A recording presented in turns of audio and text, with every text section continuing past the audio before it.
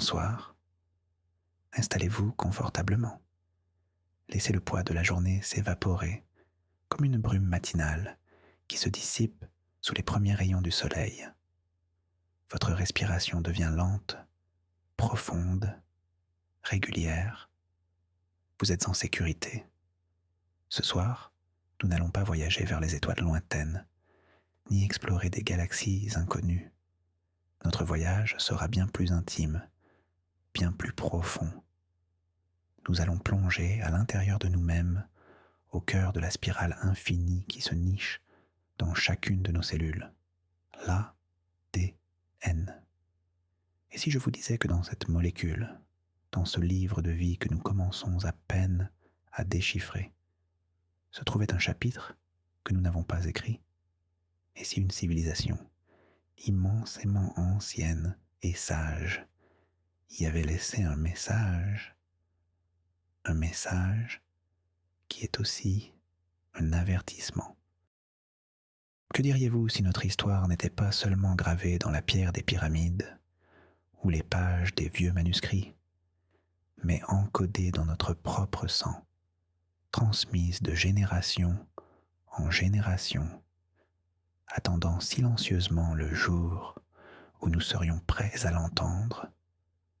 Ce soir, nous allons écouter ce silence, ensemble, et peut-être y trouverons-nous une vérité qui changera à jamais notre regard sur ce que signifie être humain. Alors, fermez les yeux et laissez-vous guider.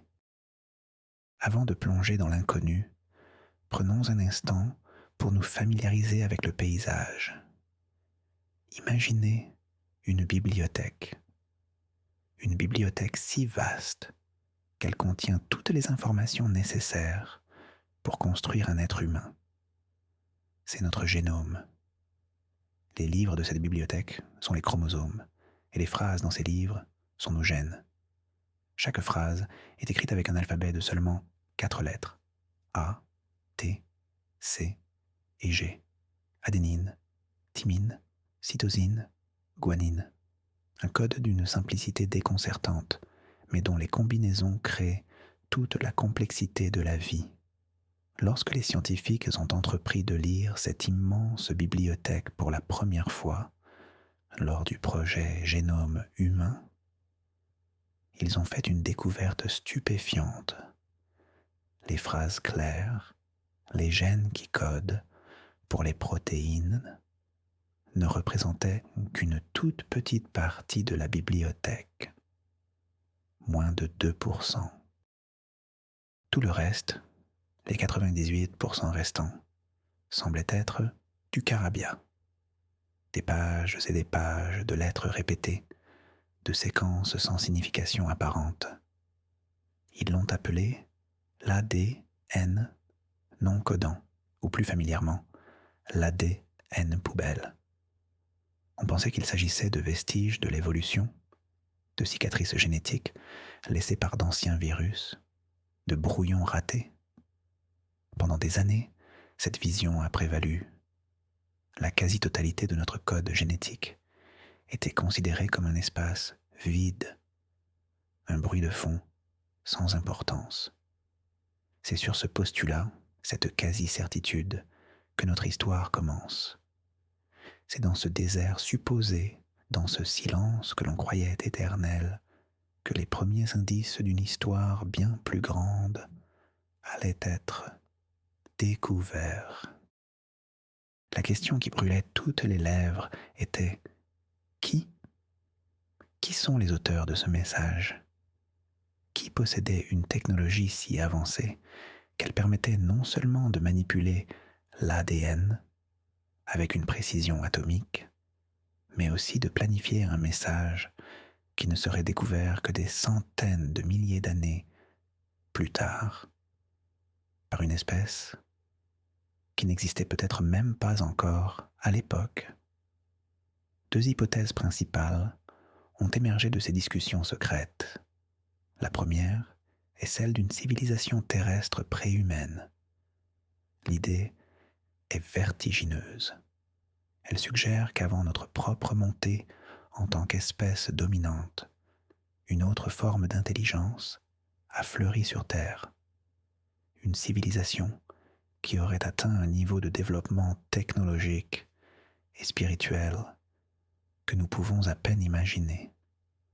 Peut-être n'étaient-ils pas nos ancêtres directs, mais une branche cousine de l'évolution qui a disparu depuis longtemps.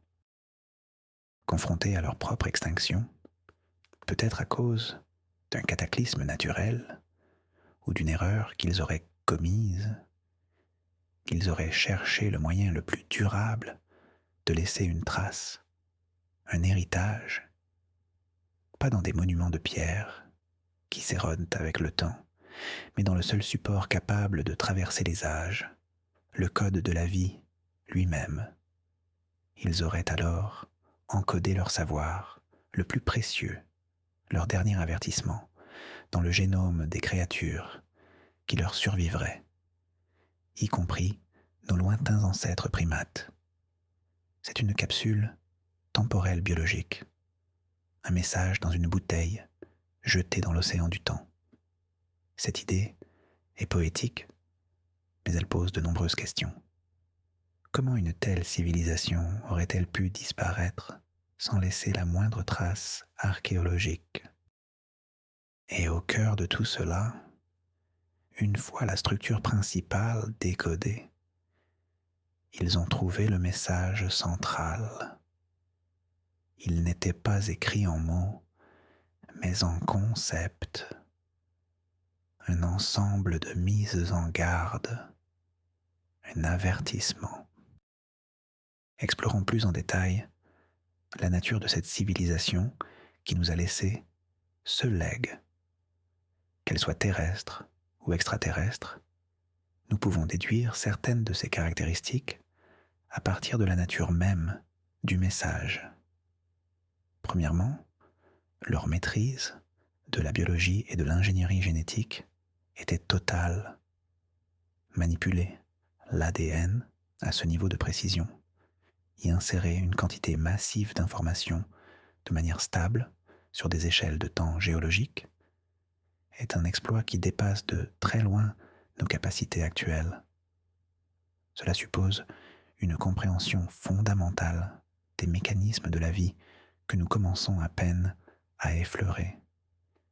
Ils n'étaient pas seulement des ingénieurs, mais des artistes du vivant. Ils ne se contentaient pas de construire avec des briques, ils programmaient le processus même de la construction. Deuxièmement, leur vision du temps était radicalement différente de la nôtre. Nous, les humains, avons du mal à penser au-delà de quelques générations. Eux planifiaient sur des centaines de milliers, voire des millions d'années. Ils avaient une conscience profonde des cycles cosmiques, de la lenteur des processus évolutifs. Ils ont conçu leur message pour qu'il soit dormant, silencieux, jusqu'à ce que l'espèce cible atteigne le niveau de développement technologique nécessaire pour le lire. C'est une forme de patience cosmique, une confiance dans l'avenir qui est tout simplement stupéfiante. Ils ont jeté leur bouteille à la mer, non pas pour qu'elle soit trouvée le lendemain, mais dans un millier de siècles. Troisièmement, ils avaient une immense sagesse, née sans doute d'une longue et douloureuse expérience. L'avertissement qu'ils nous transmettent n'est pas théorique. Il sonne comme le témoignage de quelqu'un qui a traversé les épreuves qu'il décrit. Peut-être ont-ils eux-mêmes frôlé l'autodestruction. Peut-être ont-ils vu d'autres civilisations s'éteindre. Leur message est empreint d'une sorte de gravité bienveillante, comme des parents qui préviennent leurs enfants des dangers qu'ils ont eux-mêmes connus. Il n'y a pas de jugement, seulement une transmission de savoir, un désir profond de voir leurs successeurs réussir, là où eux ou d'autres ont peut-être échoué. Enfin, il semblait avoir atteint un stade de développement post-matérialiste. Le message ne parle pas de richesse, de pouvoir ou de conquête. Il parle d'équilibre, de conscience, d'unité, d'humilité. Leurs valeurs ultimes n'étaient pas technologiques, mais éthiques et spirituelles. Cela suggère une civilisation qui a transcendé les besoins primaires de survie et de compétition pour se consacrer à des questions plus fondamentales sur la nature de l'existence. Ils étaient peut-être des philosophes, des poètes, des gardiens, autant que des scientifiques. Dans ce scénario, nous ne sommes pas seulement les descendants d'une vie locale, mais les héritiers d'un projet galactique. L'ADN qui nous compose serait un standard, un système d'exploitation biologique utilisé sur d'innombrables mondes. Cette idée, bien que semblant relever de la science-fiction, résout plusieurs problèmes. Elle explique la sophistication incroyable du code, qui serait le fruit de milliards d'années d'évolution et d'ingénierie dans une autre partie de l'univers. Elle explique aussi pourquoi le message est si fondamental et si universel. Il ne s'adresserait pas seulement aux humains, mais à toute forme de vie intelligente qui émergerait de ce code source. Imaginez ces semeurs d'étoiles, une civilisation si ancienne qu'elle aurait vu naître et mourir des soleils. Une civilisation qui, peut-être, n'existe plus, mais dont l'héritage perdure à travers la galaxie, dans l'ADN de milliards de créatures. C'est le portrait d'une civilisation véritablement mature que nous brossons à travers leur héritage silencieux. La découverte de ce signal a provoqué une onde de choc silencieuse dans la communauté scientifique. La plupart des chercheurs l'ont ignorée, la considérant comme une curiosité statistique, une anomalie qui serait un jour expliquée par un mécanisme biologique encore inconnu. C'est une réaction humaine face à l'impossible, le déni. Mais pour une poignée de scientifiques, de linguistes, de mathématiciens et même de philosophes, cette anomalie était la découverte la plus importante de l'histoire de l'humanité. Ils ont formé des groupes de travail secrets, loin des projecteurs des publications officielles, pour tenter de déchiffrer ce qui ressemblait de plus en plus à un message. Le premier défi était immense. Comment déchiffrer un langage dont on ne connaît ni l'alphabet, ni la grammaire, ni l'auteur, ni même l'intention? Ils ont commencé par les bases, les mathématiques. Le travail de décodage a duré des années, dans le plus grand secret. Ils ont utilisé des techniques de cryptanalyse, d'analyse sémantique et même d'intelligence artificielle. Ils ont traité la séquence génétique non pas comme une chaîne de molécules, mais comme un texte ancien écrit dans une langue extraterrestre ou oublié. Lentement, des bribes de sens ont commencé à émerger. Ce n'était pas un long discours. Le message était incroyablement dense, compressé, comme un fichier informatique moderne. Chaque lettre, chaque position semblait avoir une signification multiple. Il contenait des représentations picturales sous forme de données brutes qui, une fois traduites en graphique, montraient des formes de constellations vues d'un point de l'espace différent d'une autre.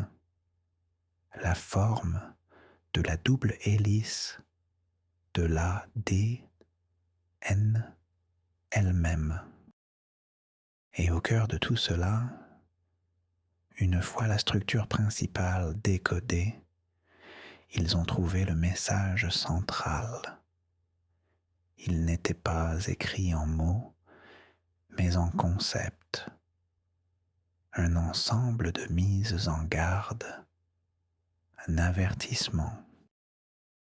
Les mathématiques sont considérées comme le seul langage potentiellement universel. 2 et 2 feront toujours 4, partout dans l'univers. Ils ont analysé la structure du signal à travers le prisme des constantes mathématiques fondamentales. Pi, le nombre d'or, la base des logarithmes népériens. Et les correspondances ont commencé à apparaître. La longueur de certaines séquences correspondait aux premières décimales de pi. Le ratio entre différentes parties du signal se rapprochait du nombre d'or avec une précision stupéfiante. C'était comme si l'émetteur du message avait utilisé ces constantes universelles comme une pierre de rosette, une clé de déchiffrement. C'était un premier pas, mais un pas de géant. Cela confirmait l'hypothèse d'une intelligence. Le hasard ne joue pas avec pi. L'évolution ne sculpte pas le nombre d'or dans l'ADN. C'était une signature, une preuve d'intention. La question qui brûlait toutes les lèvres était « Qui sont les auteurs de ce message ? Qui possédait une technologie si avancée qu'elle permettait non seulement de manipuler l'ADN avec une précision atomique, mais aussi de planifier un message qui ne serait découvert que des centaines de milliers d'années plus tard par une espèce qui n'existait peut-être même pas encore à l'époque ? Deux hypothèses principales ont émergé de ces discussions secrètes. La première est celle d'une civilisation terrestre préhumaine. L'idée est vertigineuse. Elle suggère qu'avant notre propre montée en tant qu'espèce dominante, une autre forme d'intelligence a fleuri sur Terre. Une civilisation qui aurait atteint un niveau de développement technologique et spirituel que nous pouvons à peine imaginer. Peut-être n'étaient-ils pas nos ancêtres directs, mais une branche cousine de l'évolution qui a disparu depuis longtemps. Certains avancent l'idée qu'ils auraient pu être une civilisation non matérielle, ou qu'ils auraient délibérément effacé leurs traces pour ne pas interférer avec notre propre développement. Ils seraient devenus les anciens, les dieux de nos mythes les plus anciens, des souvenirs déformés d'une réalité historique oubliée. Cette hypothèse a le mérite de nous ancrer à notre planète, de faire de ce message un héritage purement terrestre. Mais une autre hypothèse, encore plus audacieuse, commençait à gagner du terrain, une hypothèse qui nous tourne vers les étoiles. Ils n'auraient donc pas cherché à nous contacter par des ondes radio, qui sont éphémères et bruyantes, mais par le canal le plus patient et le plus fiable qui soit, la biologie elle-même. Ils ont écrit leur message dans l'encre de la vie, sachant qu'un jour, une espèce suffisamment curieuse et avancée finirait par le lire.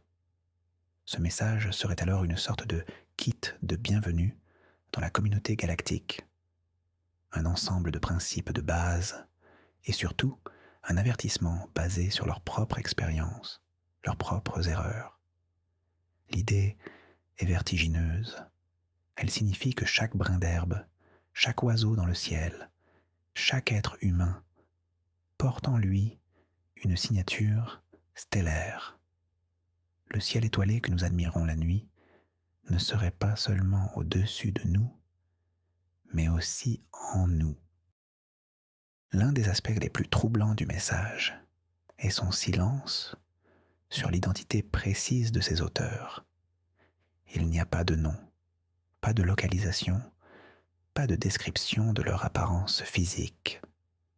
Ce silence est probablement intentionnel. S'ils avaient révélé qui ils étaient, nous aurions pu être tentés de les déifier, de les transformer en nouveaux dieux. Nous aurions pu passer notre temps à essayer de les contacter ou à attendre qu'ils reviennent nous sauver, plutôt que de faire le travail nous-mêmes. En restant anonymes, ils nous forcent à nous concentrer sur le contenu du message, pas sur le messager.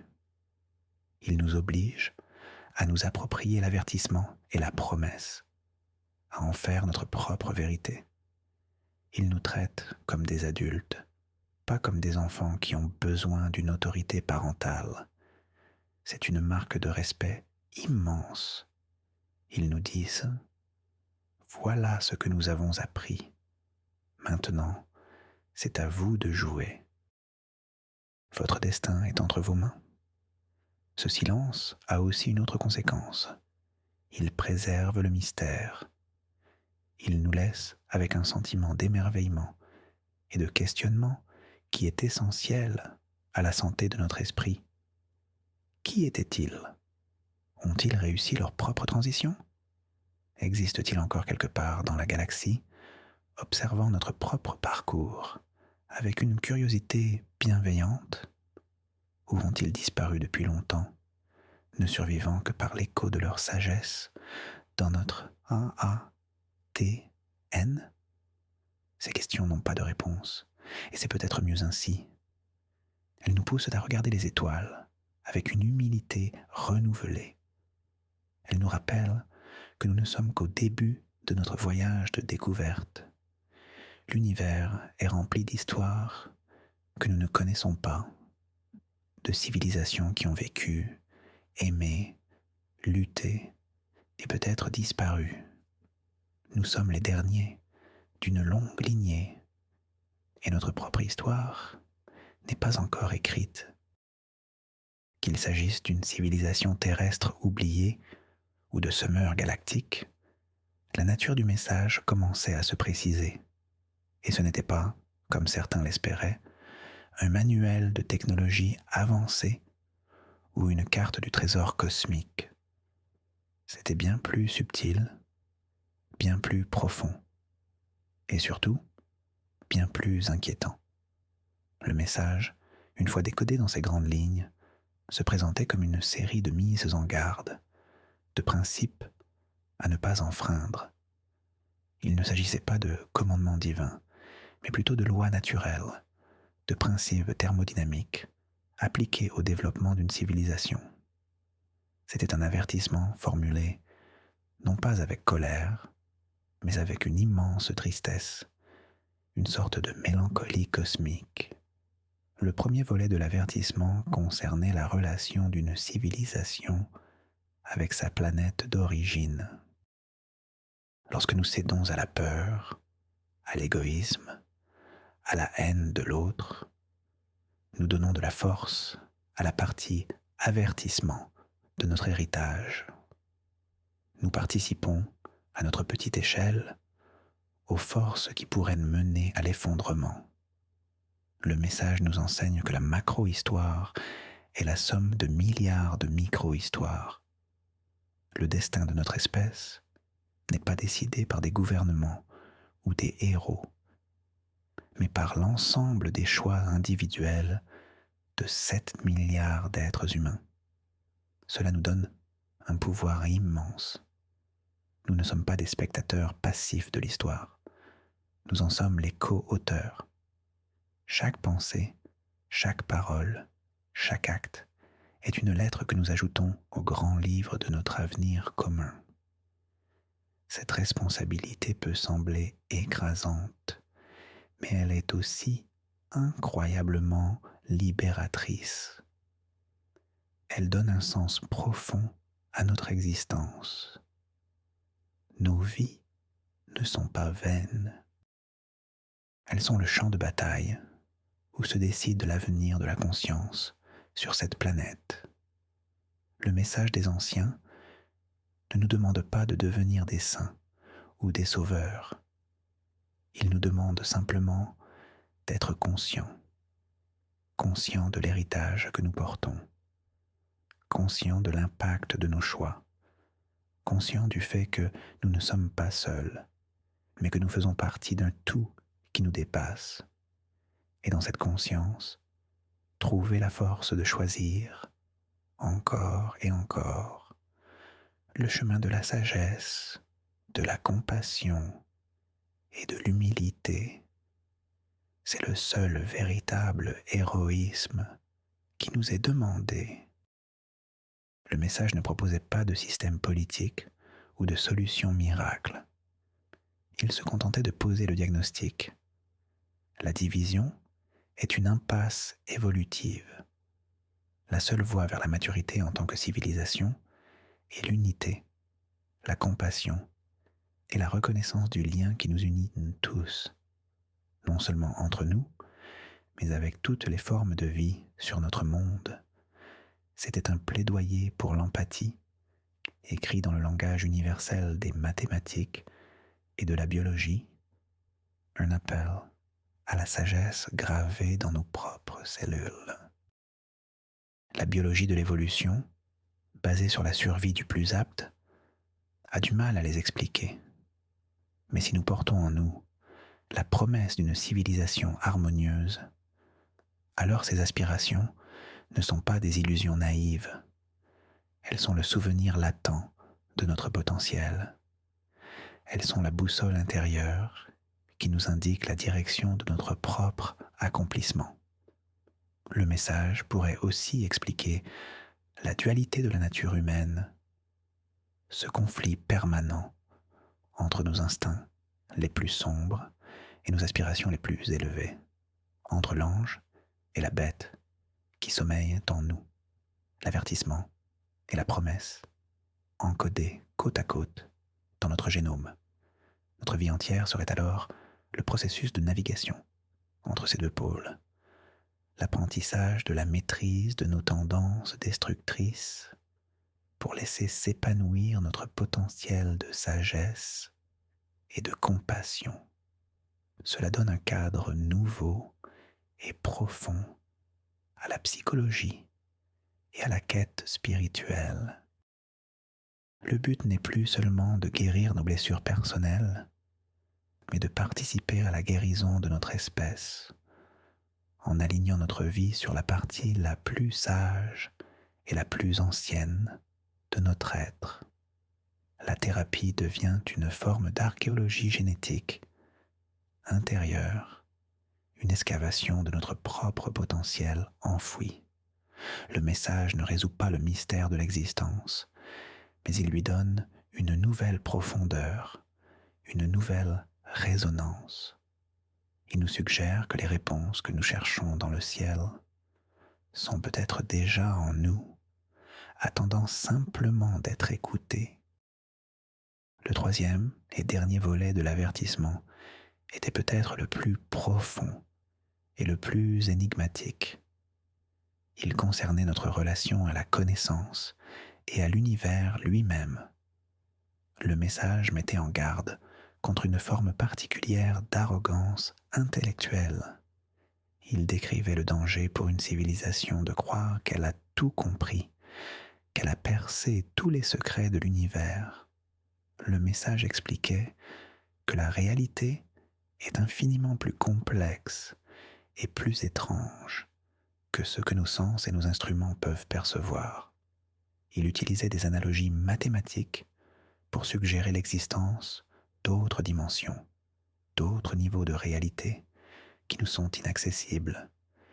Il mettait en garde contre le réductionnisme extrême, cette tendance à croire que tout peut être expliqué par des lois matérielles simples.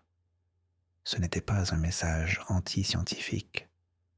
Bien au contraire, c'était un appel à une science plus humble, plus ouverte au mystère. Le troisième et dernier volet de l'avertissement était peut-être le plus profond et le plus énigmatique. Il concernait notre relation à la connaissance et à l'univers lui-même. Le message mettait en garde contre une forme particulière d'arrogance intellectuelle. Il décrivait le danger pour une civilisation de croire qu'elle a tout compris, qu'elle a percé tous les secrets de l'univers. Le message expliquait que la réalité est infiniment plus complexe et plus étrange que ce que nos sens et nos instruments peuvent percevoir. Il utilisait des analogies mathématiques pour suggérer l'existence d'autres dimensions, d'autres niveaux de réalité qui nous sont inaccessibles. Il mettait en garde contre le réductionnisme extrême, cette tendance à croire que tout peut être expliqué par des lois matérielles simples. Ce n'était pas un message anti-scientifique. Bien au contraire, c'était un appel à une science plus humble, plus ouverte au mystère. Il suggérait que l'univers lui-même est conscient, qu'il est une sorte de vaste réseau d'informations, et que notre propre conscience en est une petite partie, un point de vue local. L'invitation était de nous reconnecter à ce tout, de nous sentir partie intégrante du cosmos, et non pas des observateurs isolés et séparés. L'avertissement final était donc un paradoxe. Cherchez à connaître, mais n'oubliez jamais l'immensité de votre ignorance. Devenez puissant, mais cultivez l'humilité. Explorez l'univers, mais n'oubliez jamais de regarder à l'intérieur de vous-même, car c'est là que se trouvent les clés les plus importantes. La portée de ces révélations était écrasante pour le petit groupe de scientifiques qui y avaient eu accès. Pendant des mois, ils ont débattu de la conduite à tenir. Devraient-ils rendre leur découverte publique? L'humanité était-elle prête à entendre un tel message? Les risques étaient immenses. Une telle annonce pourrait provoquer une panique mondiale, un effondrement des religions et des systèmes de croyances, une crise existentielle à l'échelle de la planète.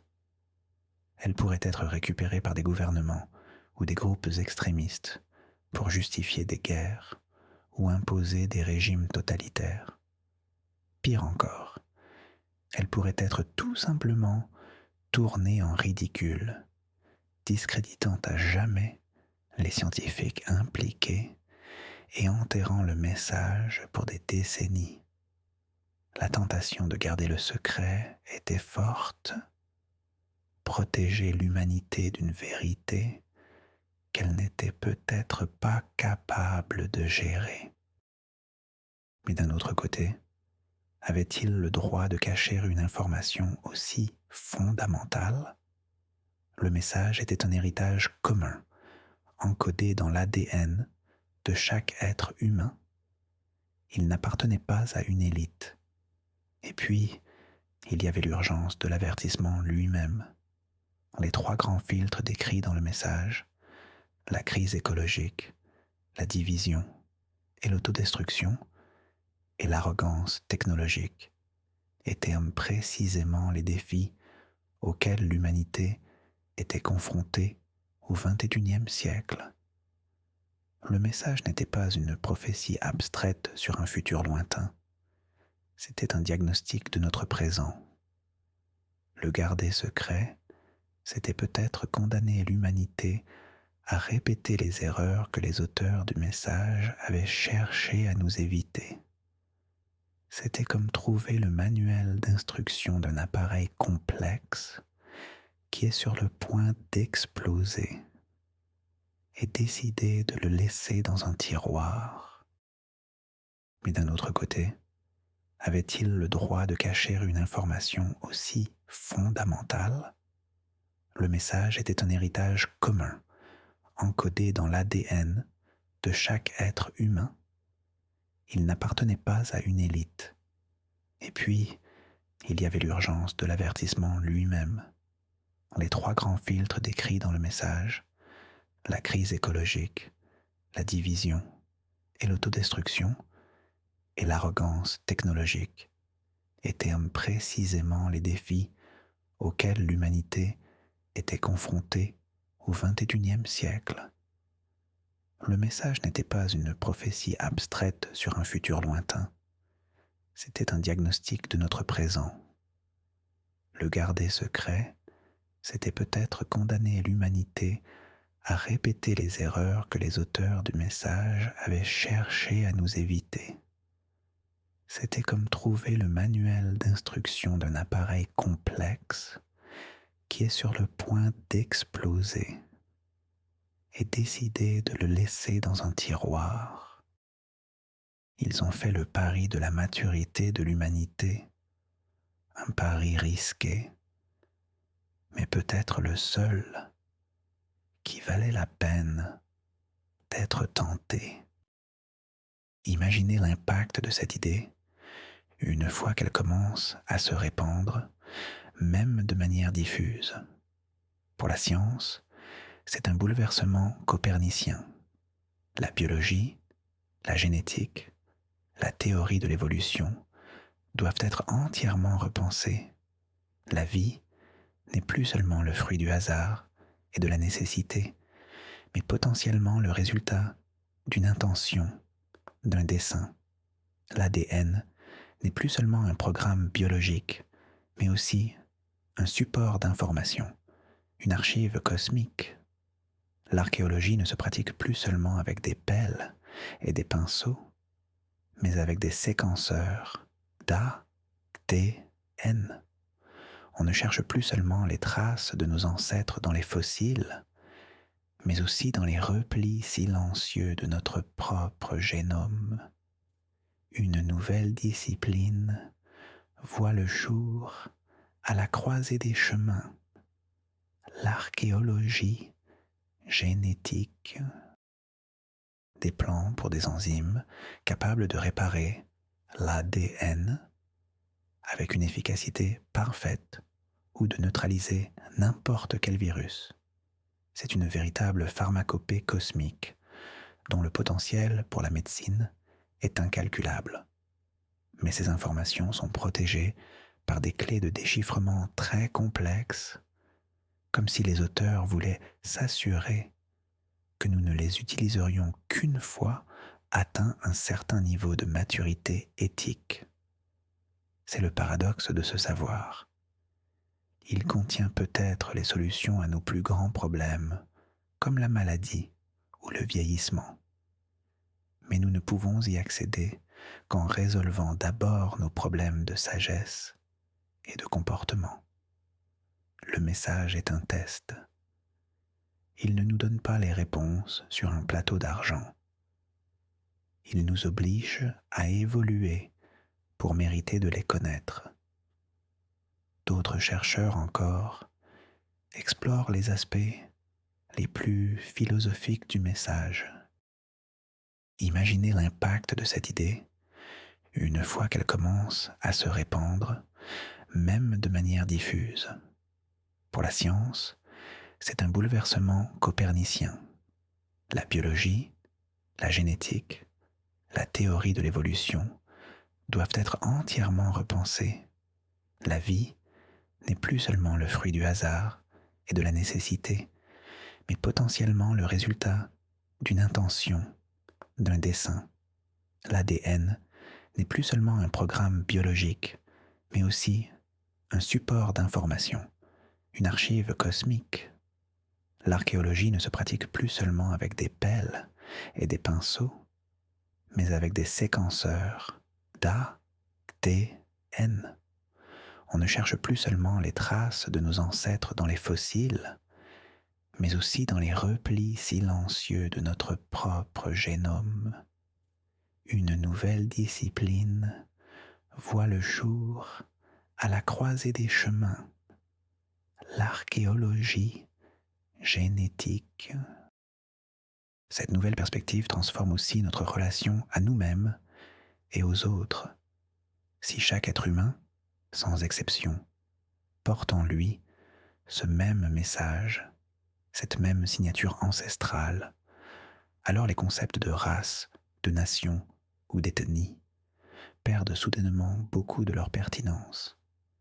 Ce sont des variations superficielles sur un thème commun et profondément unificateur, Sous la peau, au niveau le plus fondamental de notre être, nous sommes identiques. Nous sommes les membres d'une seule et même tribu, la tribu des porteurs du message. Cette idée a le potentiel de dissoudre les murs qui nous séparent. Comment pourrions-nous encore haïr ou faire la guerre à quelqu'un qui partage avec nous un héritage aussi sacré? Le message nous invite à nous voir les uns les autres, non pas comme des étrangers ou des concurrents, mais comme des frères et sœurs génétiques, des parents éloignés dans la grande famille de la vie. L'impact psychologique est également profond. Savoir que nous portons en nous une sagesse qui a traversé les éons peut être une source immense de réconfort et de force dans les moments de doute, de solitude ou de désespoir. Nous pouvons nous rappeler que nous ne sommes pas seuls. Nous sommes connectés à une histoire qui nous dépasse, à une lignée de survivants. Le message dans notre ADN est comme une encre, un point de référence immuable dans le chaos de l'existence. Il nous rappelle d'où nous venons et nous donne une direction pour l'avenir. Il nous dit que nos vies individuelles, même si elles semblent parfois insignifiantes, font partie d'un projet plus grand. Chaque acte de compassion, chaque recherche de vérité, chaque effort pour préserver notre planète devient une façon d'honorer ce testament, de répondre à cet appel silencieux qui résonne en nous. Cela change aussi notre perception de la mort. Si le message est transmis de génération en génération, alors une partie de nous est immortelle. Nous ne sommes pas des fins en soi, mais des passeurs. Nous recevons le flambeau de nos ancêtres, et notre tâche est de le protéger et de le transmettre à nos enfants, un peu plus brillant qu'avant. Notre vie devient un service à cette continuité de la conscience. C'est une spiritualité laïque, fondée non pas sur la foi en l'invisible, mais sur la lecture de ce qui est écrit au plus profond de nous. Explorons plus en détail la nature de cette civilisation qui nous a laissé ce legs. Qu'elle soit terrestre ou extraterrestre, nous pouvons déduire certaines de ses caractéristiques à partir de la nature même du message. Premièrement, leur maîtrise de la biologie et de l'ingénierie génétique était totale. Manipuler l'ADN à ce niveau de précision, y insérer une quantité massive d'informations de manière stable sur des échelles de temps géologiques est un exploit qui dépasse de très loin nos capacités actuelles. Cela suppose une compréhension fondamentale des mécanismes de la vie que nous commençons à peine à effleurer. Ils n'étaient pas seulement des ingénieurs, mais des artistes du vivant. Ils ne se contentaient pas de construire avec des briques. Ils programmaient le processus même de la construction. Deuxièmement, leur vision du temps était radicalement différente de la nôtre. Explorons plus en détail la nature de cette civilisation qui nous a laissé ce legs. Qu'elle soit terrestre ou extraterrestre, nous pouvons déduire certaines de ses caractéristiques à partir de la nature même du message. Premièrement, leur maîtrise de la biologie et de l'ingénierie génétique était totale. Manipuler l'ADN à ce niveau de précision, y insérer une quantité massive d'informations de manière stable sur des échelles de temps géologiques est un exploit qui dépasse de très loin nos capacités actuelles.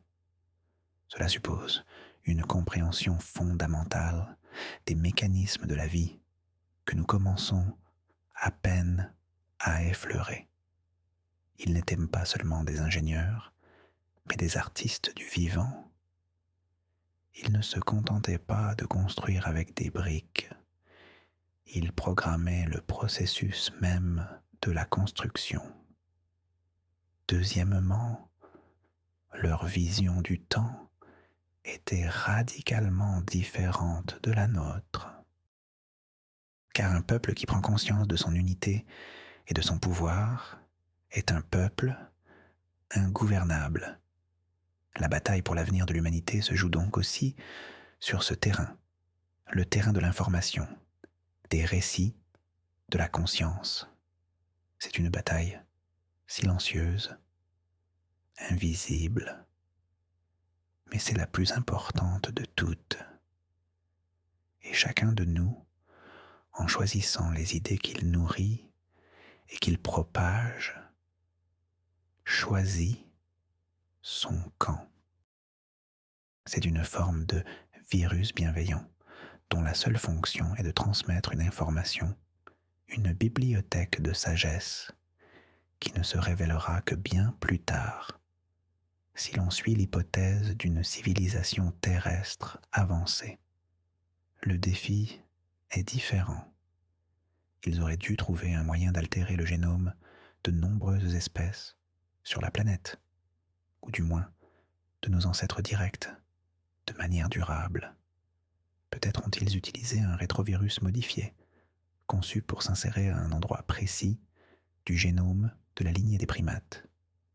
Ce virus aurait infecté une population ancestrale, et le nouveau code se serait ensuite transmis de génération en génération, devenant une partie intégrante de notre espèce. Cette méthode semble plus ciblée, mais aussi plus complexe à mettre en œuvre à grande échelle. Quelle que soit la méthode, la stabilité du message sur une si longue période est le véritable miracle technique. Alors que vous vous laissez glisser plus profondément dans le sommeil, laissez cette histoire résonner en vous. Ne la prenez pas comme une vérité littérale, mais comme une métaphore, une allégorie de notre condition. Que ce message existe réellement ou non dans notre ADN n'est peut-être pas la question la plus importante. Ce qui compte, c'est ce que cette idée éveille en nous. Elle éveille notre sens du mystère. Elle nous rappelle que nous vivons dans un univers infiniment plus étrange et plus merveilleux que nous ne l'imaginons. Elle nous invite à regarder le monde avec des yeux neufs, à chercher les signes et les synchronicités, à écouter les murmures de l'inconnu. Elle éveille notre sens de la responsabilité. Elle nous place face aux conséquences de nos actes. Elle nous rappelle que nous ne sommes pas seulement des consommateurs et des travailleurs, mais les gardiens d'une planète, les dépositaires d'un héritage. Elle nous appelle à devenir des adultes, à prendre en charge notre propre avenir. Elle éveille notre sens de l'unité.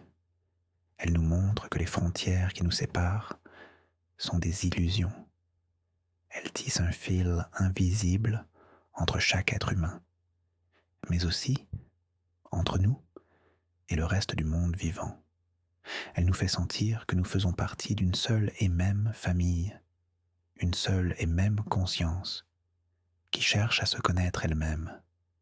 Finalement, cette histoire est un conte pour s'endormir, un conte pour endormir notre ego, nos peurs, nos divisions, pour endormir le petit moi qui se sent séparé et menacé, et pour éveiller une autre partie de nous, une partie plus vaste, plus ancienne, plus sage, une partie de nous qui sait intuitivement que tout est connecté, une partie de nous qui se souvient des étoiles.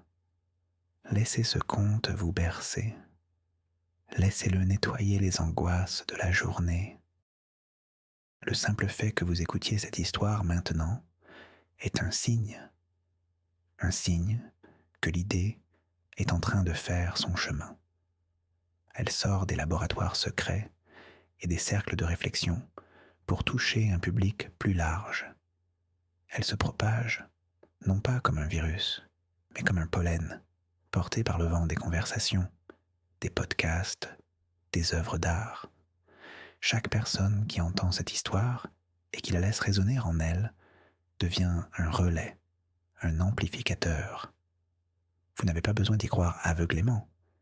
Il suffit de la considérer comme une possibilité, une hypothèse de travail, et de voir comment cette hypothèse change votre perception du monde. Est-ce qu'elle vous rend plus anxieux ou plus serein, plus cynique ou plus plein d'espoir, plus divisé ou plus connecté? La plupart des gens qui s'ouvrent à cette idée ressentent un profond sentiment de paix et de sens. C'est comme trouver une pièce manquante du puzzle de leur vie. La civilisation continue sur sa lancée, ignorant les signaux d'alerte jusqu'à ce que les systèmes de support de la vie de la planète se dégradent de manière irréversible. S'ensuivent des famines, des guerres pour les ressources, un déclin technologique et démographique, et dans les cas extrêmes, l'extinction. Le message contenait des simulations graphiques de tel monde, des images codées de planètes autrefois verdoyantes, devenues des déserts stériles. La deuxième issue est la transition. La civilisation prend conscience des limites avant qu'il ne soit trop tard. Elle opère une transformation radicale de son économie, de sa technologie et de ses valeurs. Elle passe d'un modèle de croissance infinie sur une planète finie à un modèle d'équilibre dynamique. Elle apprend à recycler toutes ses ressources, à utiliser des sources d'énergie propres et renouvelables, à vivre en symbiose avec sa biosphère, plutôt qu'en parasite. La civilisation continue sur sa lancée, ignorant les signaux d'alerte jusqu'à ce que les systèmes de support de la vie de la planète se dégradent de manière irréversible. S'ensuivent des famines, des guerres pour les ressources, un déclin technologique et démographique, et dans les cas extrêmes, l'extinction. Le message contenait des simulations graphiques de tel monde, des images codées de planètes autrefois verdoyantes, devenues des déserts stériles. La deuxième issue est la transition. La civilisation prend conscience des limites avant qu'il ne soit trop tard. Elle opère une transformation radicale de son économie, de sa technologie et de ses valeurs. Elle passe d'un modèle de croissance infinie sur une planète finie à un modèle d'équilibre dynamique. Elle apprend à recycler toutes ses ressources, à utiliser des sources d'énergie propres et renouvelables, à vivre en symbiose avec sa biosphère, plutôt qu'en parasite. Il est maintenant entre de bonnes mains, les vôtres. Penchons-nous à nouveau sur le deuxième avertissement, celui sur la fragmentation et la division. Le message l'analyse non pas comme un problème politique, mais comme un bug dans le logiciel de la conscience. L'intelligence, en évoluant, développe la capacité de créer des symboles et des catégories pour comprendre le monde. C'est le langage, la culture, l'identité. Ces outils sont essentiels, mais le bug survient lorsque l'esprit commence à confondre la carte avec le territoire. Il s'attache à ses constructions mentales. Ma tribu, mon pays, ma religion, au point d'oublier la réalité sous-jacente. Nous sommes tous des membres de la même espèce. Le message décrivait ce processus comme une auto-hypnose collective. Chaque groupe se persuade de sa propre supériorité ou de son bon droit et diabolise les autres groupes. Cette fragmentation est un puissant moteur de conflit La solution proposée par le message n'était pas un gouvernement mondial ou une uniformisation des cultures. Au contraire, il semblait valoriser la diversité. La solution était d'ordre intérieur. C'était un appel à chaque individu à cultiver une double identité. On peut être fier de sa culture locale, de ses traditions, tout en se sentant pleinement citoyen de la planète Terre. C'est la capacité à voir l'humanité dans le visage de l'autre, même si cet autre parle une langue différente ou prie un Dieu différent. C'est ce que le message appelait la conscience planétaire. Il ne s'agit pas d'effacer les différences, mais de les célébrer sur un fond de reconnaissance de notre unité fondamentale. C'est le seul antidote connu au poison du tribalisme. C'est la condition sine qua non pour survivre à notre propre adolescence technologique.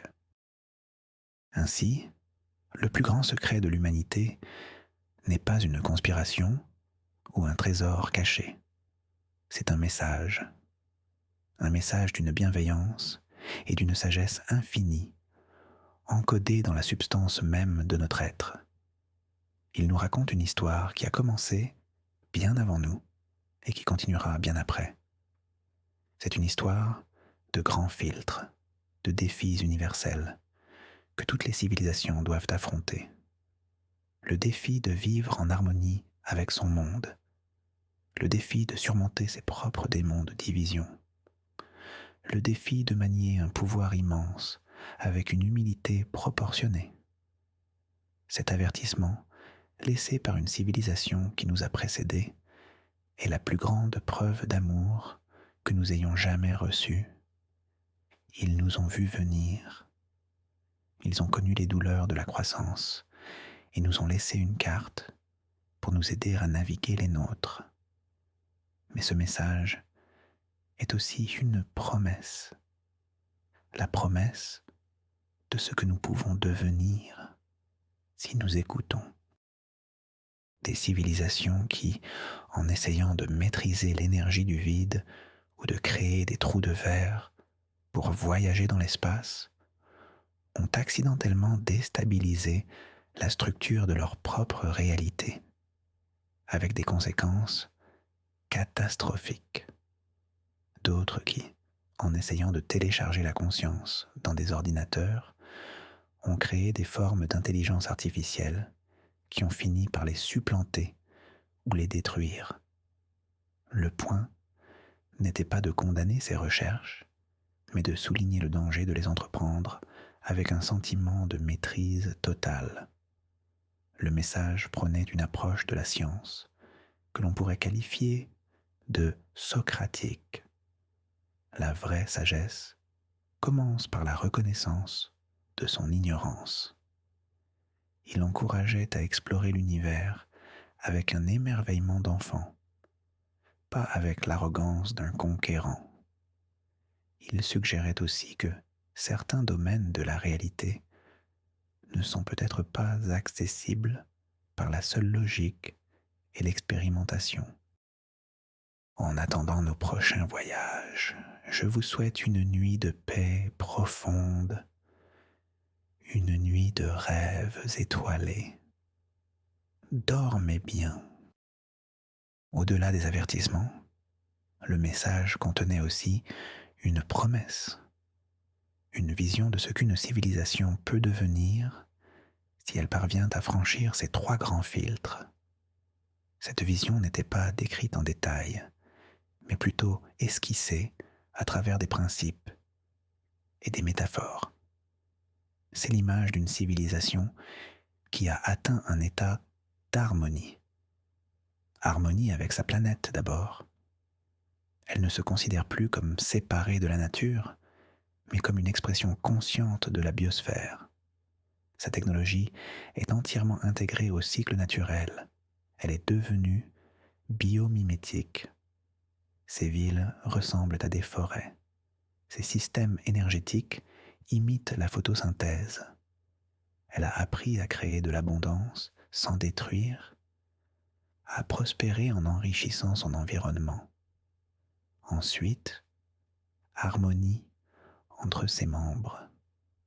Les conflits violents ont disparu, non pas par la répression, mais parce que la conscience planétaire est devenue une seconde nature.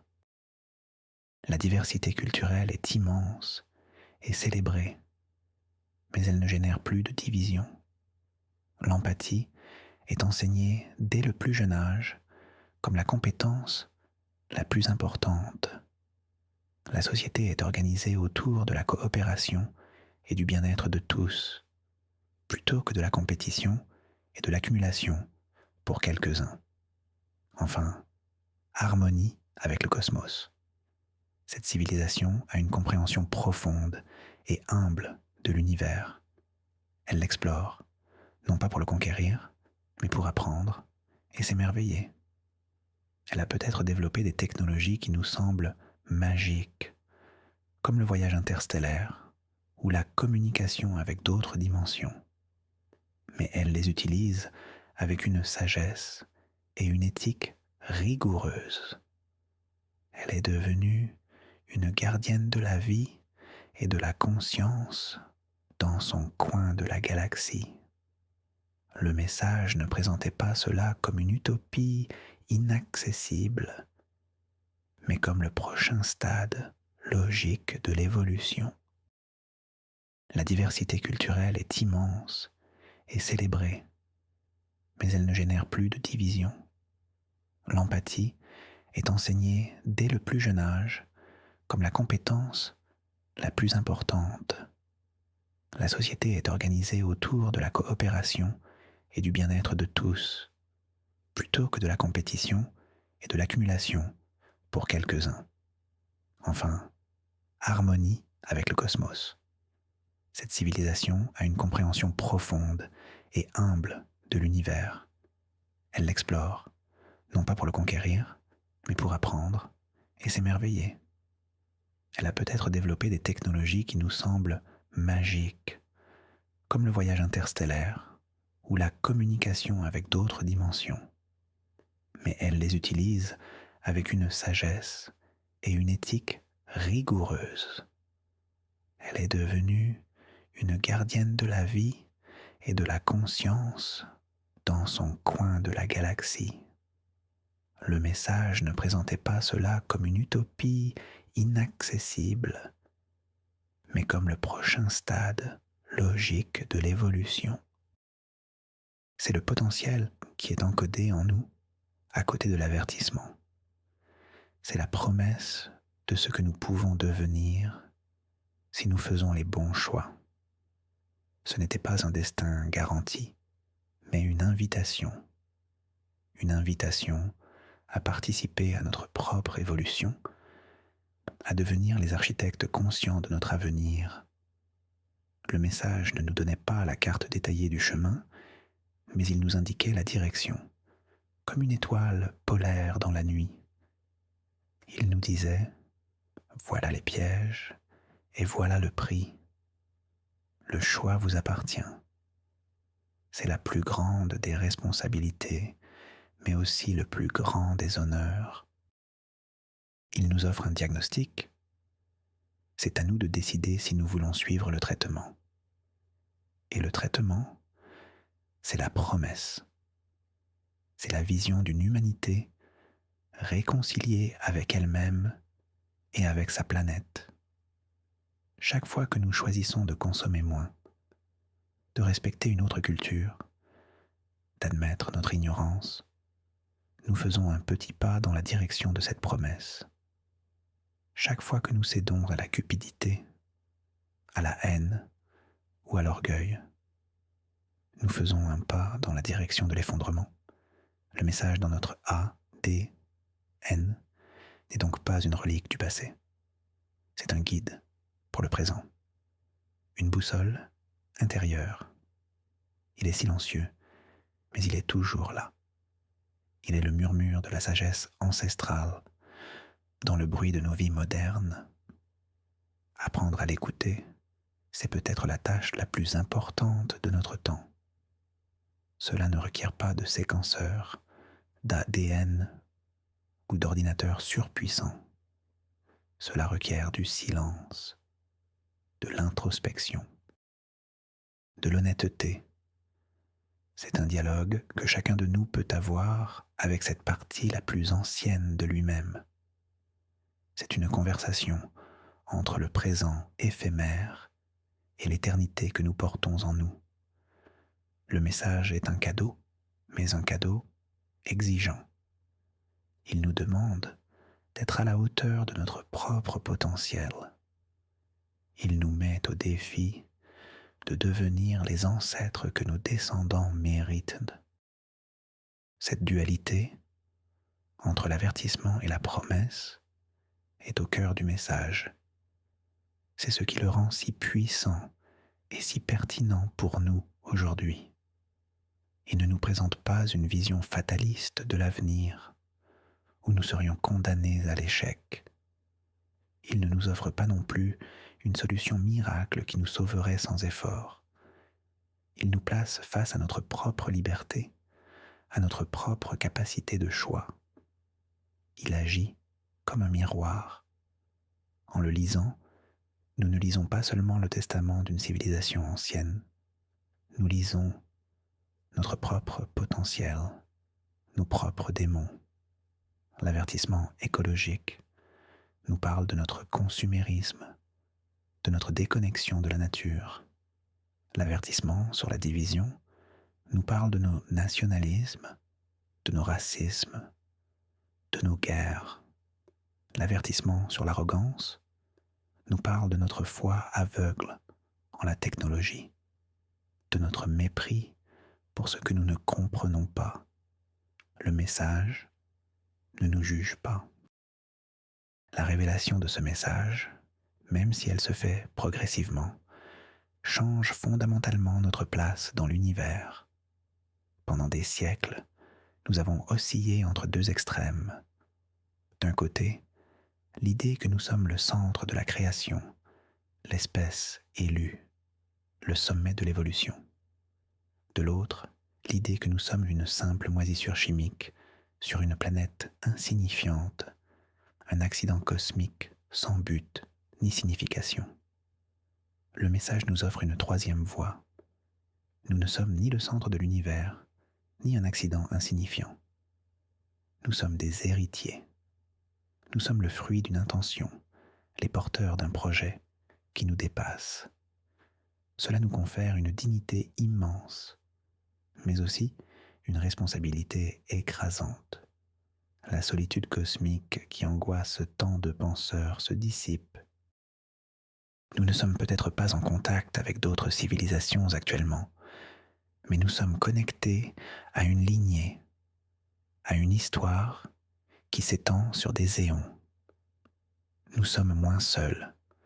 Nous sentons la présence bienveillante, bien que lointaine, de nos parents cosmiques.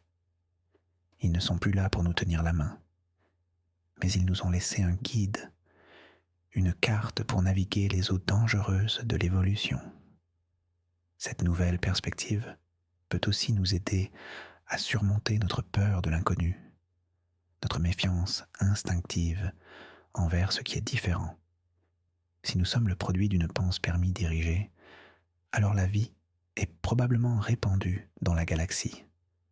Et cette vie est probablement basée sur le même code, ADN, que le nôtre. Les extraterrestres, si nous les rencontrons un jour, ne seraient pas des monstres radicalement autres, mais des cousins très éloignés. Des branches différentes du même arbre généalogique galactique. Cela ne garantit pas des relations pacifiques, mais cela crée une base pour une reconnaissance mutuelle, pour une empathie potentielle. Notre univers devient soudainement moins froid, moins vide, moins terrifiant.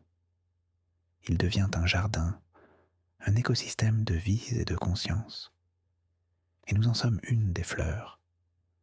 Une fleur fragile, certes, confrontée à de grands défis, mais une fleur qui porte en elle la graine d'un potentiel infini.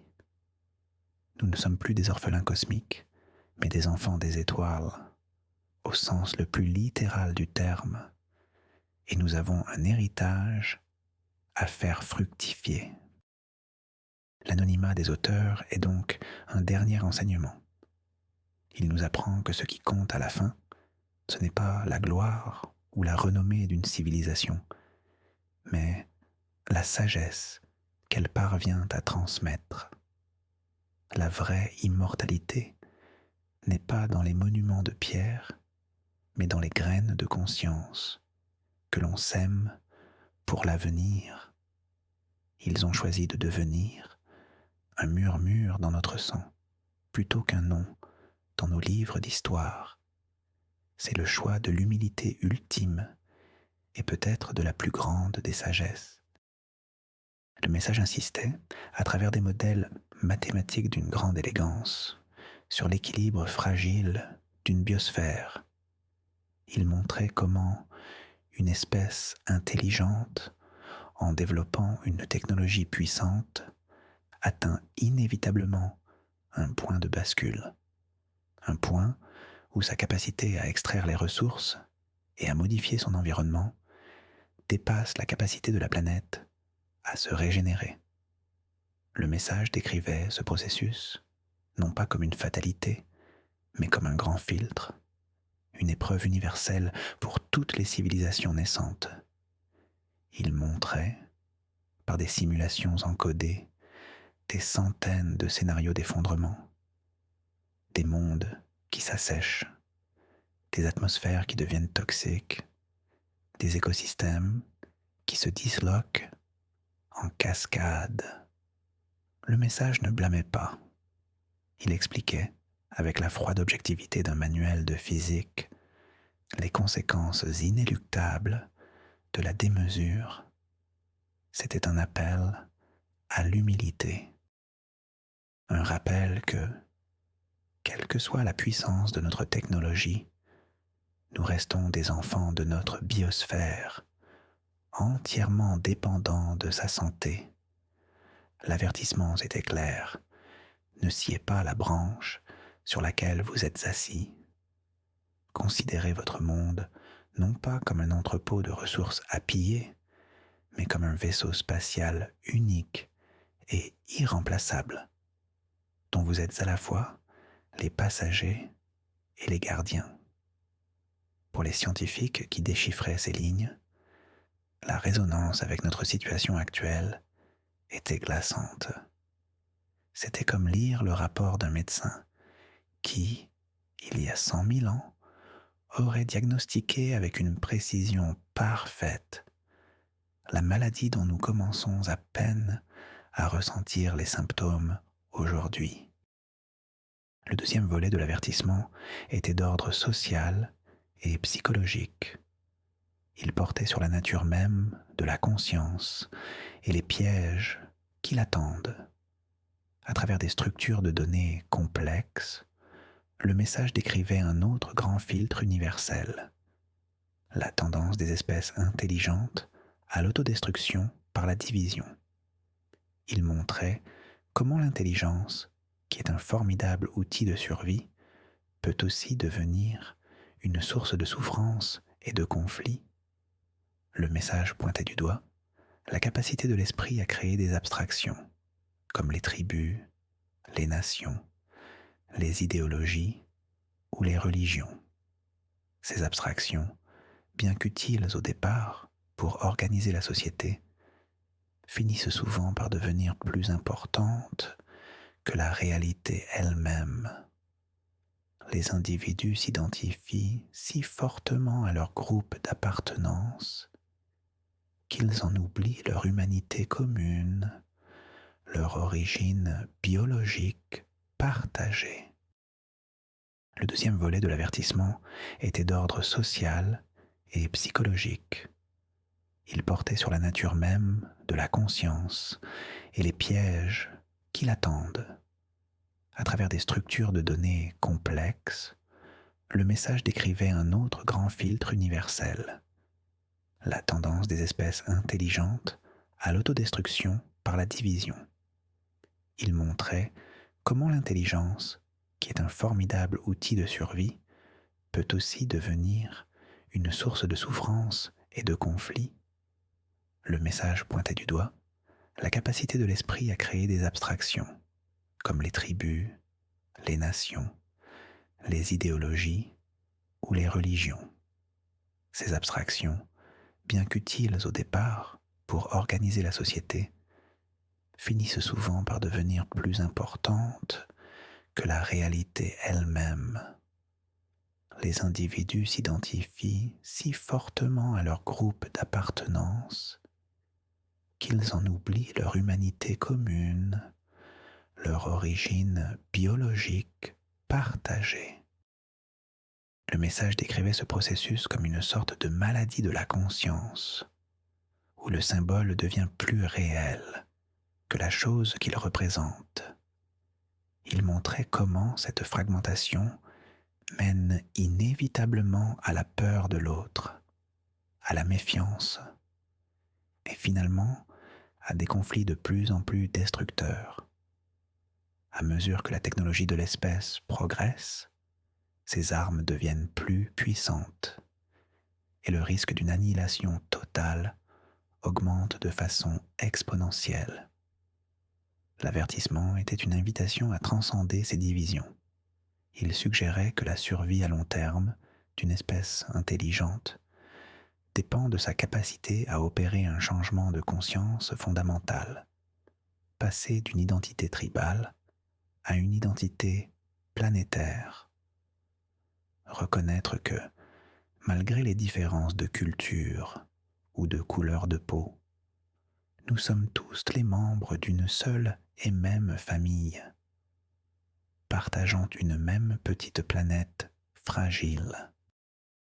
Après de longs et pénibles débats, ils ont opté pour une stratégie intermédiaire. Ils n'allaient pas faire une annonce spectaculaire aux journaux télévisés. Au lieu de cela, ils ont décidé de diffuser leurs découvertes lentement, de manière anonyme, à travers des canaux non officiels. Des articles scientifiques publiés sous pseudonyme, des fuites de données sur des forums spécialisés, des conférences données dans des cercles restreints. Leur espoir était que l'idée fasse son chemin progressivement dans la conscience collective, qu'elle soit d'abord adoptée par les penseurs, les artistes, les philosophes. Avant de toucher le grand public, ils ne voulaient pas imposer une nouvelle vérité, mais plutôt planter une graine de doute, de curiosité, d'émerveillement. Une graine qui, espérait-il, pourrait germer en une nouvelle conscience planétaire, une prise de conscience de notre fragilité et de notre responsabilité partagée. Son but n'est plus de comprendre comment nous sommes devenus ce que nous sommes, mais de découvrir ce que nous sommes censés devenir, en déchiffrant les leçons laissées par nos prédécesseurs. Pour la philosophie et la religion, le choc est encore plus grand. L'idée d'un message encodé dans notre ADN offre un nouveau récit de nos origines, un mythe fondateur pour l'ère scientifique. Il ne contredit pas forcément les croyances existantes, mais il les recadre. La notion d'une force créatrice, d'une sagesse ancienne, d'un plan pour l'humanité, trouve soudain un écho tangible dans la science. Mais cette force n'est plus un Dieu distant et surnaturel. Elle est une intelligence, peut-être mortelle, peut-être disparue, qui nous a précédés et qui nous a transmis un héritage. Nous ne sommes plus des créatures déchues ou des pécheurs, mais des héritiers d'une sagesse immense, mais aussi d'une lourde responsabilité. La question du sens de la vie prend une nouvelle dimension. Peut-être que notre but, en tant qu'espèce, est de devenir les dépositaires conscients de ce message, de le comprendre, de l'incarner et peut-être un jour de le transmettre à notre tour. Notre existence n'est plus un accident isolé sur une planète banale. Elle s'inscrit dans une histoire bien plus vaste, une chaîne de transmission de la conscience qui traverse les âges et peut-être même les galaxies. Nous sommes un maillon dans cette chaîne et le message dans notre ADN est le testament que nous devons honorer. Des sections qui, traduites, ressemblent à des poèmes mathématiques sur la nature du temps, de la conscience ou de la beauté. Ce ne sont pas des connaissances utilitaires, mais des sources de contemplation destinées à élargir notre perspective, à nourrir notre sens de l'émerveillement. Le message est une œuvre d'art totale qui s'adresse à toutes les facettes de notre être, notre intellect, notre corps, notre âme. C'est une cathédrale d'informations dont nous ne sommes encore qu'au seuil, éblouis par la complexité de son architecture. Le voyage de découverte ne fait que commencer. Nous, les humains, avons du mal à penser au-delà de quelques générations. Eux planifiaient sur des centaines de milliers, voire des millions d'années. Ils avaient une conscience profonde des cycles cosmiques, de la lenteur des processus évolutifs. Ils ont conçu leur message pour qu'il soit dormant, silencieux, jusqu'à ce que l'espèce cible atteigne le niveau de développement technologique nécessaire pour le lire. C'est une forme de patience cosmique, une confiance dans l'avenir qui est tout simplement stupéfiante. Ils ont jeté leur bouteille à la mer, non pas pour qu'elle soit trouvée le lendemain, mais dans un millier de siècles. Troisièmement, ils avaient une immense sagesse, née sans doute d'une longue et douloureuse expérience. L'avertissement qu'ils nous transmettent n'est pas théorique. Il sonne comme le témoignage de quelqu'un qui a traversé les épreuves qu'il décrit. Peut-être ont-ils eux-mêmes frôlé l'autodestruction. Peut-être ont-ils vu d'autres civilisations s'éteindre. Leur message est empreint d'une sorte de gravité bienveillante, comme des parents qui préviennent leurs enfants des dangers qu'ils ont eux-mêmes connus. Il n'y a pas de jugement, seulement une transmission de savoir, un désir profond de voir leurs successeurs réussir là où eux, ou d'autres, ont peut-être échoué. Enfin, ils semblaient avoir atteint un stade de développement post-matérialiste. Le message ne parle pas de richesse, de pouvoir ou de conquête. Il parle d'équilibre, de conscience, d'unité, d'humilité. Leurs valeurs ultimes n'étaient pas technologiques, mais éthiques et spirituelles. Cela suggère une civilisation qui a transcendé les besoins primaires de survie et de compétition pour se consacrer à des questions plus fondamentales sur la nature de l'existence. Ils étaient peut-être des philosophes, des poètes, des gardiens, autant que des scientifiques. C'est le portrait d'une civilisation véritablement mature que nous brossons à travers leur héritage silencieux. La question du comment est tout aussi fascinante que celle du qui. Comment, concrètement, ont-ils pu réaliser cet exploit d'ingénierie génétique? Si l'on suit l'hypothèse extraterrestre, on peut imaginer des sondes nanotechnologiques de la taille de virus envoyées à travers la galaxie. Ces nanosondes, programmées avec le message, auraient voyagé pendant des millions d'années en état de stase, en rencontrant une planète avec des conditions propices à la vie. Elles se seraient activées, s'intégrant discrètement au matériel génétique des premières formes de vie unicellulaires. Le processus aurait été conçu pour être subtil, invisible, se propageant ensuite naturellement par le biais de l'évolution. Le message aurait été encapsulé dans des régions du génome qui sont peu sujettes aux mutations, des zones stables pour garantir sa préservation sur le long terme. C'est l'effet de la stratégie de diffusion lente choisie par les scientifiques. Ils ont planté des graines, et ces graines commencent à germer dans des esprits fertiles, un peu partout sur la planète. C'est un processus lent, organique, et probablement plus sûr qu'une révélation brutale.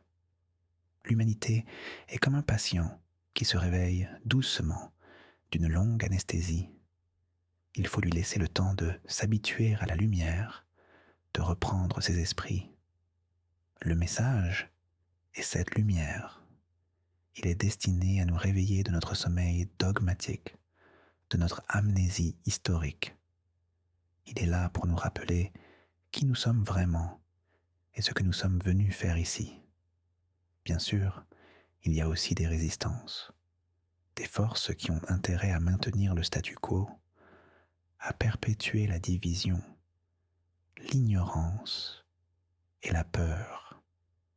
Pour ces forces, le message est une menace mortelle.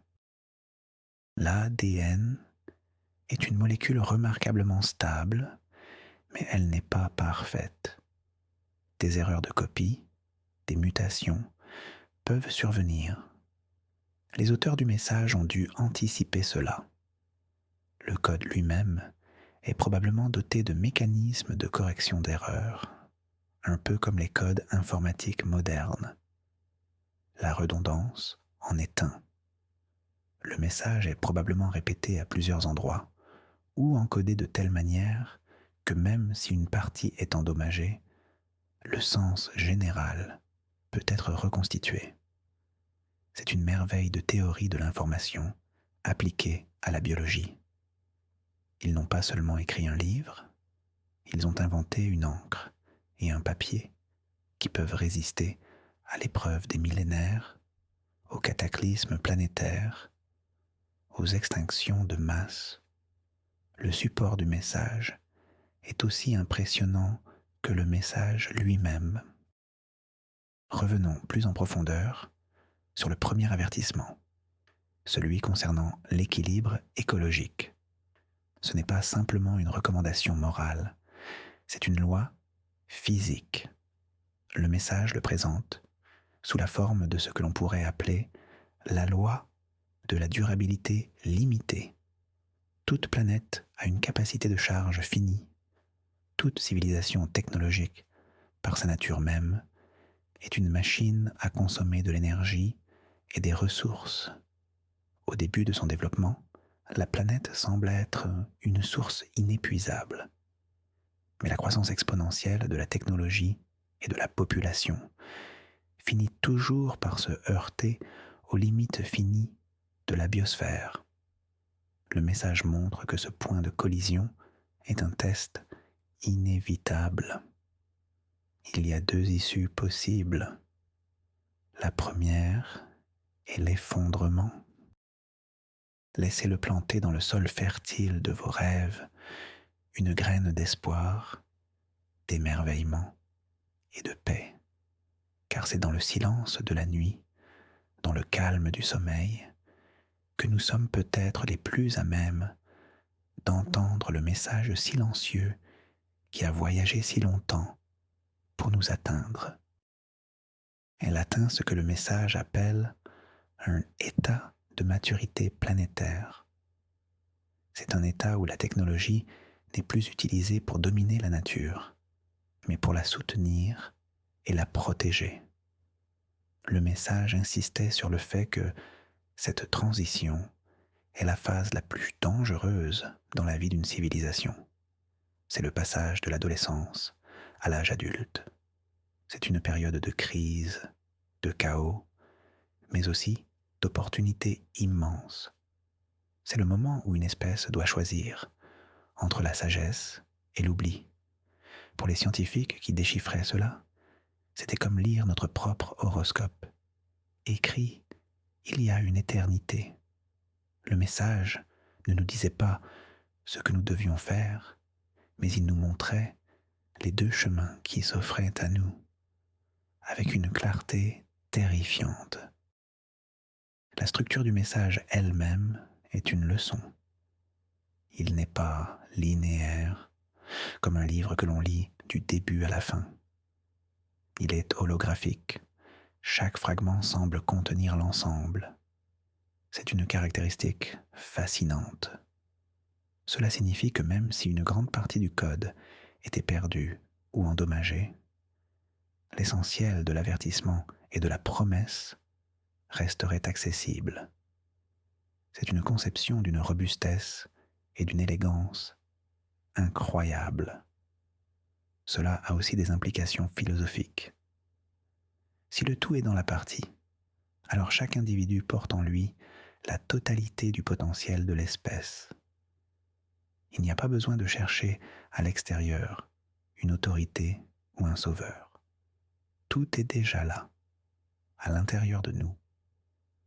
La quête n'est pas une accumulation de connaissances extérieures, mais une excavation de notre propre profondeur. Cette nature holographique se reflète aussi dans la manière dont le message est encodé. Il utilise plusieurs niveaux de langage simultanément.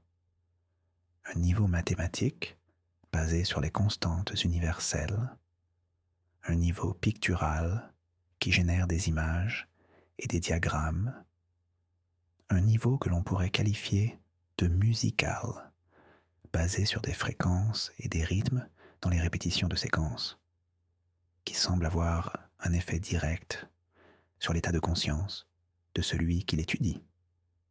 Et enfin, un niveau sémantique qui véhicule des concepts abstraits. C'est un message multidimensionnel, conçu pour être compris non pas seulement par notre intellect rationnel, mais par l'ensemble de notre être. C'est peut-être pour cela que son déchiffrement est si difficile. Nous essayons de lire une partition de musique avec les outils d'un linguiste.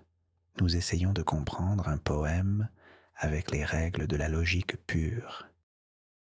Pour vraiment comprendre le message, il nous faudra peut-être développer de nouvelles formes de conscience, de nouvelles manières de connaître, qui intègrent l'analyse et l'intuition, la science et l'art, l'esprit et le cœur. Le message n'est pas seulement un contenu à déchiffrer, c'est un outil d'évolution. Le simple fait de l'étudier nous transforme. Il nous oblige à devenir plus complexes, plus intégrés, pour être à la hauteur de sa propre complexité. Le messager, le message et le destinataire finissent par ne faire qu'un. Une question demeure. Pourquoi un avertissement ? Si cette civilisation était si sage et si bienveillante, pourquoi ne pas nous avoir laissé un message purement positif, une ode à la beauté de l'univers ? La réponse est probablement d'un réalisme pragmatique. Une civilisation qui a survécu assez longtemps pour maîtriser l'ingénierie génétique à l'échelle cosmique a forcément dû faire face à d'immenses défis. Elle a connu la douleur, l'erreur, la quasi-extinction. La sagesse n'est pas un état de bonheur naïf, c'est une connaissance profonde des dangers, acquise au prix de grandes souffrances. L'avertissement est donc la partie la plus précieuse de leur héritage. C'est le fruit de leur expérience la plus dure. C'est ce qu'ils auraient voulu savoir quand ils étaient à notre place, à l'âge adolescent de leur développement. C'est un acte d'une immense compassion. C'est comme un alpiniste expérimenté qui laisserait des notes sur une paroi dangereuse pour ceux qui suivront, indiquant les passages difficiles, les risques d'avalanche, les endroits où s'assurer. Il ne le fait pas pour leur faire peur, mais pour leur donner les meilleures chances d'atteindre le sommet. De plus, l'avertissement est ce qui nous est le plus utile, ici et maintenant. Un message sur les merveilles de la conscience galactique serait intéressant, mais il ne nous aiderait pas à résoudre la crise climatique ou à éviter une guerre nucléaire. Le message est parfaitement adapté à notre stade d'évolution. Il nous parle de nos problèmes les plus urgents. C'est un diagnostic précis de notre maladie. Bien sûr, le diagnostic n'est pas agréable à entendre. Il est plus confortable de rester dans le déni. Mais c'est la seule façon de commencer un processus de guérison. Le fait que le message soit un avertissement est donc le signe de son authenticité et de sa pertinence. Ce n'est pas un conte de fées New Age. C'est un manuel de survie écrit par des experts qui ont payé le prix de leur savoir et qui nous l'offrent pour que nous n'ayons pas à payer le même. C'est le plus grand cadeau que l'on puisse faire à une civilisation naissante. Une chance d'apprendre des erreurs des aînés et de tracer un chemin plus sage vers les étoiles. Le troisième avertissement concernant l'arrogance de la connaissance est peut-être le plus subtil. Il ne met pas en garde contre une menace physique, mais contre un piège de l'esprit. Le message décrivait une tendance naturelle des civilisations à un certain stade de leur développement. Après avoir fait d'immenses progrès scientifiques, elles commencent à croire qu'elles sont sur le point de tout savoir. Elles développent une théorie du tout qui semble expliquer l'univers de l'infiniment petit à l'infiniment grand. Cette certitude est, selon le message, le plus grand des dangers. Pourquoi ? Parce qu'elle ferme l'esprit. Une civilisation qui croit tout savoir cesse de poser des questions. Elle devient dogmatique. Elle cesse d'explorer. Et surtout, elle peut commencer à jouer avec des forces qu'elle ne comprend que superficiellement. Le message donnait des exemples codés. Mais le véritable danger apparaît lorsque cette tendance tribale se combine avec une technologie de destruction massive. Le message contenait une équation simple et glaçante que les chercheurs ont surnommée l'équation de l'autodestruction. Elle stipule que le risque d'extinction d'une civilisation est proportionnel au produit de son niveau de division sociale et de sa puissance technologique. En d'autres termes, plus une société est divisée et plus ses armes sont puissantes, plus sa probabilité de s'anéantir est élevée. C'est une course contre la montre. Une civilisation doit développer sa sagesse et son empathie, au moins aussi vite qu'elle développe sa technologie. Si la technologie prend de l'avance, le risque d'un faux pas, d'une escalade, d'une guerre nucléaire ou biologique qui met fin à l'aventure devient presque une certitude. Il parlait de l'importance de l'intuition, de la contemplation, de l'expérience subjective. Il laissait entendre que la conscience n'est pas seulement un épiphénomène du cerveau, mais une propriété fondamentale de l'univers, et que pour la comprendre, il faut des outils qui vont au-delà du microscope et du télescope. C'était un appel à réconcilier la science et la spiritualité, non pas dans un syncrétisme flou, mais dans une quête de vérité commune, où la rigueur de l'esprit et l'ouverture du cœur travaillent de concert. L'avertissement était clair. Votre plus grand ennemi n'est pas dans les étoiles, mais dans votre propre certitude. Restez humble, restez curieux, et n'oubliez jamais que l'océan de la connaissance est infini. Imaginez les implications pour l'avenir lointain de l'humanité. Si nous parvenons à survivre à notre adolescence, à intégrer la sagesse du message, que deviendrons-nous dans 10 000 ans? Dans 1 million d'années, nous pourrions devenir à notre tour des semeurs d'étoiles. Après avoir guéri notre propre planète, nous pourrions commencer à voyager vers d'autres mondes, non pas pour les coloniser, mais pour y répandre les graines de la vie. Nous pourrions utiliser notre maîtrise de l'ingénierie génétique pour créer de nouveaux écosystèmes sur des planètes stériles, pour aider la vie à prendre racine dans des endroits où elle n'aurait jamais pu naître seule. Et dans le code génétique de cette nouvelle vie, nous insérerions notre propre version du message, une version enrichie de notre propre expérience, de nos propres erreurs, de notre propre sagesse. Nous transmettrions le flambeau comme nos ancêtres cosmiques l'ont fait pour nous. Nous deviendrions un maillon dans la chaîne de transmission de la conscience à travers la galaxie. C'est une vision vertigineuse. Elle transforme le drame de notre survie actuelle en une histoire d'origine. Notre crise n'est pas une fin, mais une naissance. Une naissance difficile, douloureuse, mais la naissance de quelque chose de nouveau. Une espèce gardienne, une espèce consciente de son rôle dans le grand schéma cosmique. Cela donne un sens à notre souffrance. Nos luttes actuelles ne sont pas vaines.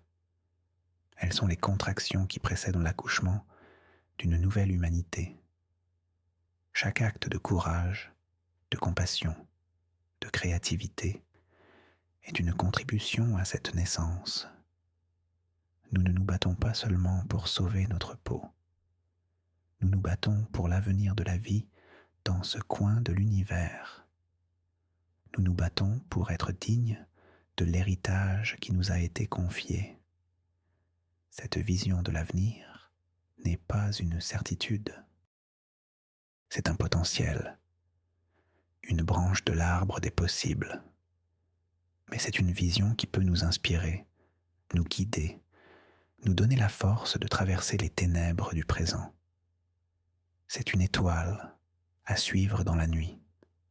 Et le chemin vers cette étoile commence par un simple choix, répété chaque jour. Le choix d'écouter la sagesse silencieuse qui est en nous et d'agir en accord avec elle. Et maintenant, alors que le sommeil vous enveloppe complètement, laissez toutes ces pensées se dissoudre. Laissez les mots, les concepts, les histoires s'effacer. Il ne reste que la sensation d'être connecté, la sensation d'être porté par quelque chose de bien plus grand que vous, la sensation que votre respiration est en rythme avec la respiration de l'océan, que les battements de votre cœur sont en rythme avec les pulsations des étoiles. Vous n'êtes pas une entité séparée. Vous êtes une vague dans l'océan de l'existence, une note dans la symphonie de l'univers. Le message, l'avertissement, la promesse, tout cela est déjà en vous. Vous n'avez pas besoin de le comprendre avec votre mental. Il vous suffit de l'être. En vous abandonnant au sommeil, vous vous abandonnez à cette sagesse innée. Vous laissez votre corps se régénérer, votre esprit se calmer. Vous retournez à la source, à cet espace de silence et de paix d'où tout émerge. Dans cet espace, il n'y a pas de peur, il n'y a pas de division, il n'y a pas de doute, il n'y a que l'être, purement et simplement. Le sommeil, est un retour à la maison, un retour à notre nature essentielle. Chaque nuit, nous avons l'opportunité de nous souvenir de qui nous sommes vraiment, au-delà de notre nom, de notre histoire, de nos problèmes. Nous sommes des enfants des étoiles, nous sommes faits de poussière d'étoiles, et nous portons en nous la mémoire de l'univers. Laissez cette mémoire vous guérir, vous apaiser, vous remplir de confiance. Tout est bien, tout est exactement comme il doit être. Vous êtes en sécurité, vous êtes aimé, vous faites partie du grand tout. Dormez bien, dormez profondément et rêvez des étoiles, car en rêvant d'elles, vous rêvez de vous-même. C'est le potentiel qui est encodé en nous, à côté de l'avertissement. C'est la promesse de ce que nous pouvons devenir si nous faisons les bons choix. Ce n'était pas un destin garanti, mais une invitation à participer à notre propre évolution, à devenir les architectes conscients de notre avenir.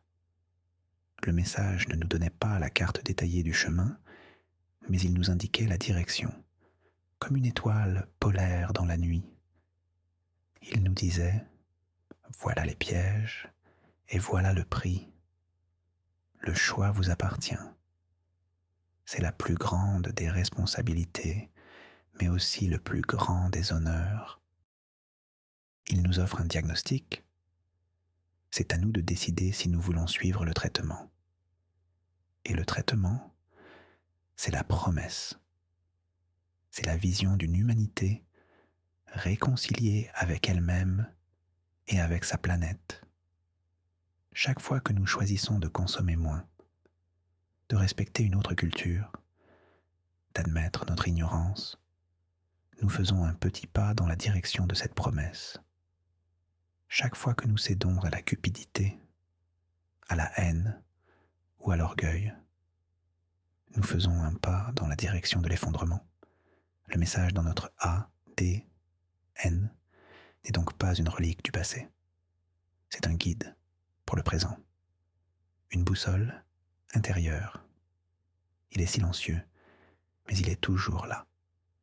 Il est le murmure de la sagesse ancestrale dans le bruit de nos vies modernes. Apprendre à l'écouter, c'est peut-être la tâche la plus importante de notre temps. Cela ne requiert pas de séquenceurs, d'ADN ou d'ordinateurs surpuissants. Cela requiert du silence, de l'introspection, de l'honnêteté. C'est un dialogue que chacun de nous peut avoir avec cette partie la plus ancienne de lui-même. C'est une conversation entre le présent éphémère et l'éternité que nous portons en nous. Le message est un cadeau, mais un cadeau exigeant. Il nous demande d'être à la hauteur de notre propre potentiel. Il nous met au défi de devenir les ancêtres que nos descendants méritent